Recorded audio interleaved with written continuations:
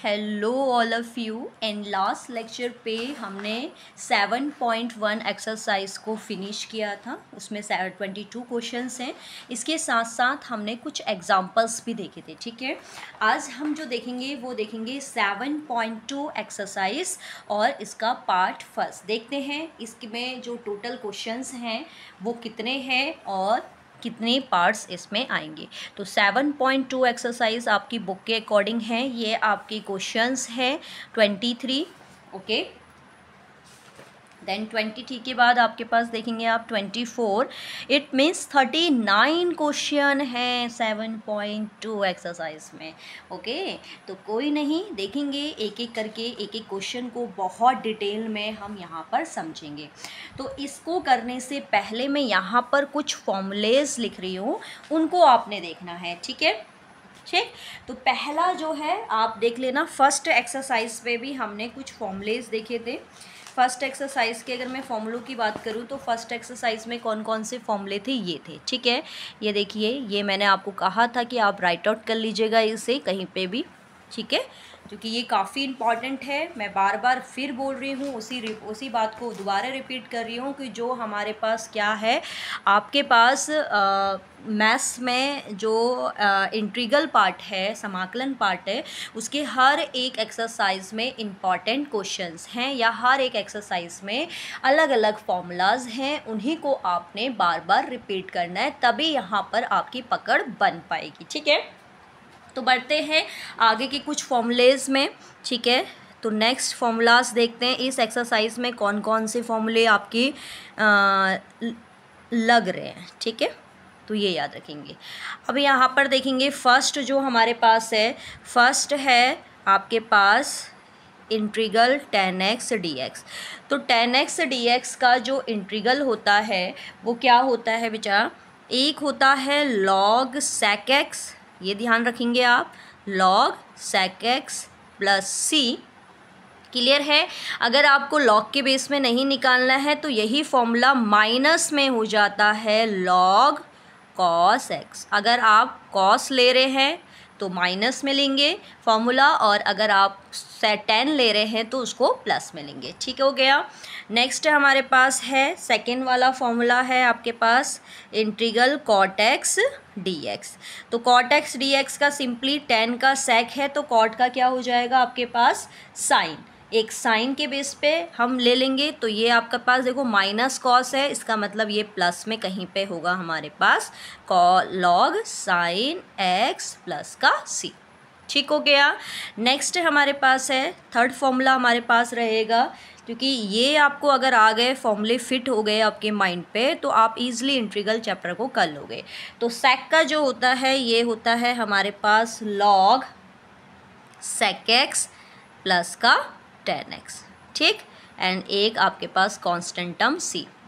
Then fourth हमारे पास है, जैसे sec है ऐसे ही हमारे पास क्या आएगा cosec x, जब सिंगल सिंगल टर्म्स हैं। ठीक है, तो यहाँ इसका होता है log cosec x माइनस का cot x और प्लस का c। तो यहाँ पर ये इस एक्सरसाइज पे कहीं ना कहीं पे आपके अप्लाई हो रहे होंगे। तो ये 4 आइडेंटिटी आपको लर्न होनी चाहिए। tan का है log sec x या minus log cos x, cot का log sin x, sec का sec x plus tan x and cosec का log cosec x minus cot x। ठीक है, तो ये तो थे आपके क्या फॉर्मूलाज। ठीक, अब बढ़ते हैं हम इसके किस पे, एक्सरसाइज क्वेश्चंस पे। तो एक्सरसाइज का जो फर्स्ट क्वेश्चन है, अगर मैं फर्स्ट क्वेश्चन यहाँ पर देखूँ तो क्या है 2x plus 1 upon plus X square. अब इस एक्सरसाइज में कौन सा मेथड यूज़ होगा, सबसे पहले आप उस पर फोकस करेंगे। ठीक है, इस एक्सरसाइज में हमें हमेशा आपकी 2 टर्म्स गिवन होंगी। उन 2 टर्म में हमें सिलेक्ट करना है कि कौन सी टर्म को हम लेट करें, क्योंकि जो भी 2 टर्म हमें दी होंगी उन दोनों में से एक को लेट करके दूसरी टर्म आ ही रही होगी। ठीक है, मतलब उसका जो डिफरेंशिएट होगा वो ऑलवेज सेकेंड टर्म को रिप्रेजेंट करेगा। ठीक है, जैसे अगर मैं फर्स्ट क्वेश्चन की बात करूँ, यहाँ पर आपके पास जो फर्स्ट क्वेश्चन है अकॉर्डिंग टू NCERT बुक्स, तो ये है हमारे पास 2x then 1 plus X square. क्या है हमारे पास 2x 1 प्लस एक्स स्क्वायर। ठीक है, तो देखो अगर मैं 1 प्लस एक्स स्क्वायर को लेट करती हूँ तो 2x आ रहा है इसका डिफ्रेंशिएट, क्योंकि हमने डिफ्रेंशिएट करना सीख रखा है। अगर मैं 2x को लेट करूँ तो 2x का डिफ्रेंशिएट 1 प्लस एक्स स्क्वायर नहीं आएगा। ठीक है, तो हम क्या करेंगे, पहले इसको प्रॉपर वे में लिख लेते हैं, देन 2x अपॉन में 1 प्लस एक्स स्क्वायर। ठीक है, तो मैंने क्या कहा कि लेट किसको करना पड़ेगा, हमें यहाँ पर लेट टर्म क्या हो जाएगी कि 1 प्लस एक्स स्क्वायर इक्वल होगा हमारे पास t। फिर आपको पता है इसके बाद हम क्या करते हैं, डिफ्रेंशिएट करते हैं, differentiate with the respect of किसके, x both side, differentiate both side, या आप ऐसे डाल सकते हैं differentiate both side with the respect of x। ठीक है, तो x के रिस्पेक्ट में अगर मैं डिफ्रेंशिएट करूं तो इस कंडीशन में आपका 1 का डिफ्रेंशिएट क्या होता है, चलो मैं प्रॉपर वे में कंप्लीटली कर देती हूँ, 1 plus differentiate of D over D x square, that differentiate of D over D x किसका, t का।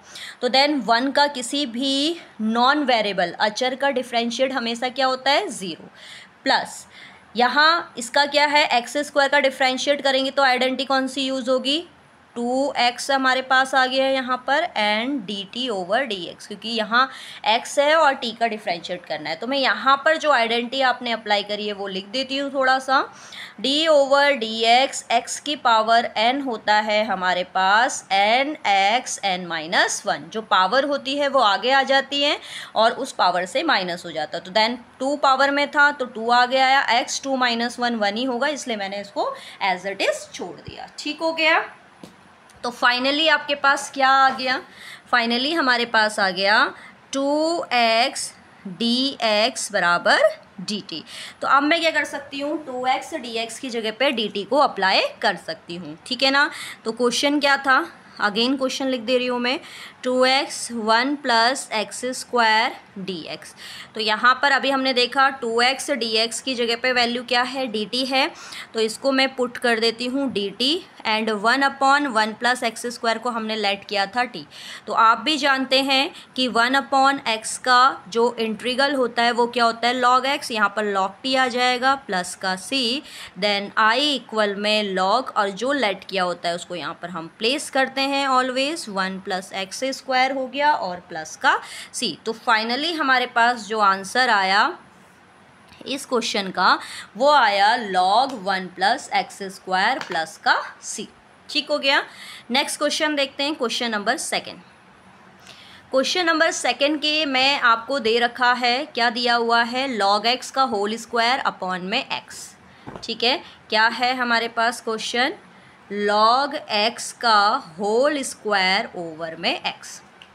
तो इसको करके देखते हैं हम। तो यहाँ पर देखिए, अगर मैं इस x को लेट 1 अपॉन एक्स को लेट करती हूँ तो 1 अपॉन एक्स का डिफ्रेंशिएट कभी भी log x नहीं होता, वो इंटीग्रल होता है। ठीक है, बट log x को अगर मैं लेट करूँ t तो log x का डिफ्रेंशिएट क्या होता है, 1 ओवर x होता है। तो इसका मतलब ये फिट बैठ रहा है, तो हम यहाँ पर क्या करेंगे, लेट करेंगे। ठीक है, यहाँ पर हम क्या करेंगे, लेट करेंगे। तो ये लेट करने पर हमारे पास आ जाएगा लेट log x की टर्म को हम लेट कर लेते हैं यहाँ पर t, फिर वही सेम डिफ्रेंशिएट करेंगे x के रिस्पेक्ट में। ठीक है, x के रिस्पेक्ट में हम किसका क्या करेंगे, डिफ्रेंशिएट करेंगे। तो डिफ्रेंशिएट करने पर हमें क्या मिलेगी टर्म, क्या मिलेगी, log x का डिफ्रेंशिएट यानी कि d over D x x, sorry log x and d over D x t। तो यहाँ से log x का डिफ्रेंशिएट क्या होता है, 1 ओवर x, और इधर आ जाएगा dt ओवर dx। तो finally 1 over x then divide में है, इसके मल्टीप्लाई में जाएगा, देन dx इक्वल में आ जाएगा dt। तो 1 अपॉन एक्स dx की जगह पे हम क्या पुट कर सकते हैं, dt पुट कर सकते हैं। ठीक है, ये क्वेश्चन कंप्लीट ये होगा। तो यहाँ से अगर मैं इसकी जगह पे रखूँ तो ये तो हमारे पास log को हमने माना है, ये हो गया t स्क्वायर, और 1 अपॉन एक्स dx की जगह पे हो गया dt। फिर आपको पता है यहाँ पर हम फिर वही सेम आइडेंटिटी अप्लाई कर सकते हैं, कौन सी, x की पावर n dx। क्यों? क्योंकि फंक्शन के वेरिएबल के साथ उसका फंक्शन भी अवेलेबल है। तो ये हो जाएगा 1+1 और n 1+1, ये आइडेंटिटी है। तो इसके हिसाब से हमारे पास ये क्या आ जाएगा आपके पास t 2+1 अपॉन 2+1 प्लस का c, देन फाइनली ये आ जाएगा t³ प्लस का c, और t आपने क्या पुट किया था, लॉग लेट किया था, तो log x का क्यूब अपॉन में 3 and then plus c I value. तो फाइनली हमारे पास जो आंसर आया क्वेश्चन नंबर 2 का वो क्या आया, log x की power 3 upon 3 plus c। Clear है? आई होप आपको ये सेकंड वाला क्वेश्चन का आंसर भी समझ में आ गया होगा। ठीक है, मैं बहुत इजी वे में आपको बता रही हूँ क्वेश्चन को सॉल्व करना, कि आपको क्वेश्चन को किस हिसाब से सॉल्व करना है। बढ़ते हैं थर्ड क्वेश्चन में। अब अगर मैं थर्ड क्वेश्चन देखूँ 1/x plus x log x है। अब हमारे पास तो भाई यहाँ तो आप एक ही टर्म है, हमारे पास क्या है 1/x plus x log x। ठीक हो गया। तो यहाँ पर तो सिंगल टर्म हमारे पास दे रखी है, तो अब हम इसमें क्या करेंगे, इसको पहले हम 2 टर्म्स में सेपरेट करने की कोशिश करेंगे। तो इसको आप सेपरेट कैसे कर सकते हो, इसके बाद आप कैसे सेपरेट कर सकते हो, उसके मैं से देखो यहाँ भी x है, इस टर्म में भी x है, तो मैं क्या कर रही हूँ x को कॉमन ले रही हूँ। तो यहाँ बच गया 1 और यहाँ बच गया log x और साथ में क्या आ गया dx।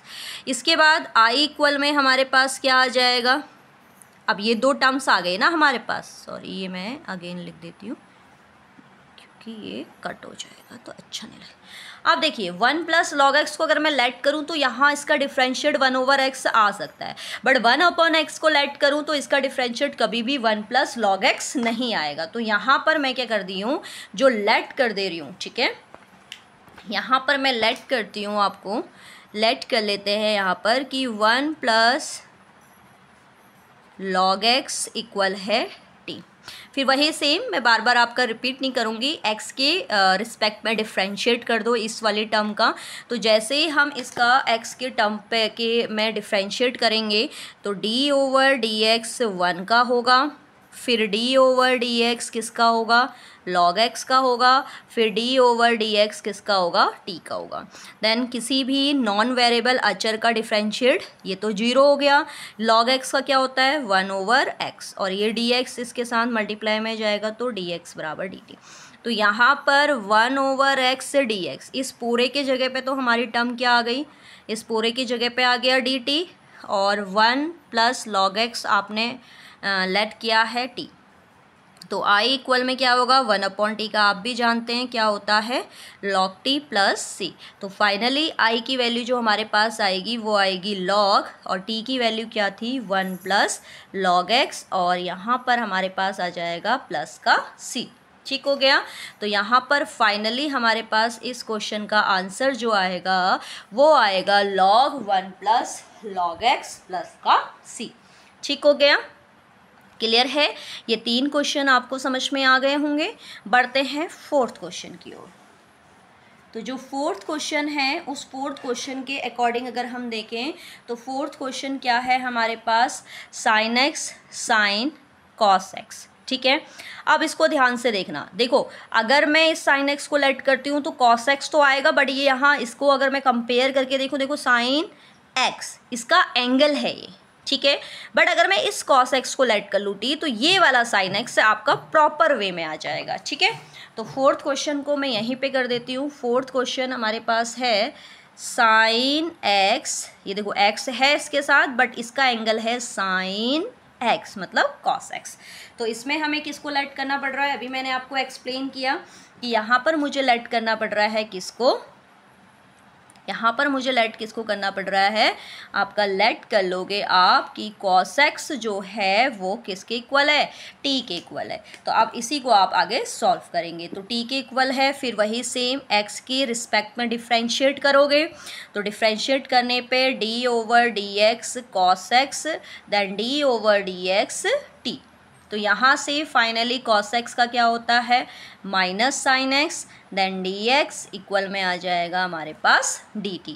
तो यहाँ से साइन x dx की जगह पे यानी कि साइन x dx की जगह पे मैं पुट कर सकती हूँ माइनस का dt। ठीक है, तो अब इस क्वेश्चन में अगर मैं पुट करूँ इस पे तो ये हो जाएगा i। ठीक, तो इस साइन एक्स और डी एक्स की जगह पे क्या आ जाएगा माइनस का डी टी, तो ये माइनस आएगा और ये ले लिया डी टी। देन साइन इस कॉस की जगह पे टी रखेंगे तो माइनस का साइन टी। और आपको पता है साइन टी का डिफ्रेंशिएट क्या होता है इंटीग्रल माइनस का कॉस टी प्लस का सी, माइनस माइनस प्लस हो गया। देन फाइनली आंसर आपके पास आएगा कॉस और टी हमने लेट किया था कॉस एक्स, देन प्लस का सी। तो फाइनली इस क्वेश्चन का जो आंसर आएगा वो क्या आ जाएगा आपके पास कॉस एक्स प्लस का सी। ठीक है, तो आई होप आपको ये चारों के चार क्वेश्चन आपके समझ में आए होंगे। ठीक है, इसके बाद हम नेक्स्ट लेक्चर पे क्या करेंगे क्वेश्चन नंबर 4 के बाद स्टार्ट करेंगे और काफ़ी क्वेश्चंस को देखेंगे, क्योंकि आज क्या था कि ये आपकी शुरुआत था। शुरुआत में हमने कुछ फॉर्मूलाज देखे, ये 4 फॉर्मूले आपने राइट करने हैं। अपनी एक सेपरेट फॉर्मूलाज नोटबुक बना लीजिएगा, उसमें हर चैप्टर के नोटबुक में आप फॉर्मूले लिखना, जिससे एग्ज़ाम टाइम पे आपको बेनिफिट हो सके। एग्ज़ाम टाइम क्या 12th के बाद भी अगर आप किसी फील्ड पे जाते हो मैथ्स के लिए तो वहाँ पर भी ये फॉर्मूले काफ़ी बेनिफिट देते हैं आपको। ठीक है, इसके बाद हमने ये 4 क्वेश्चन पे डिस्कस किया। ठीक है, कल जो हमारा नेक्स्ट पार्ट रहेगा पार्ट 2, उसमें हम क्या करेंगे आगे के क्वेश्चन पे डिस्कस करेंगे। ओके, मिलते हैं नेक्स्ट लेक्चर में इसी एनर्जी के साथ, तब तक के लिए बाय बाय।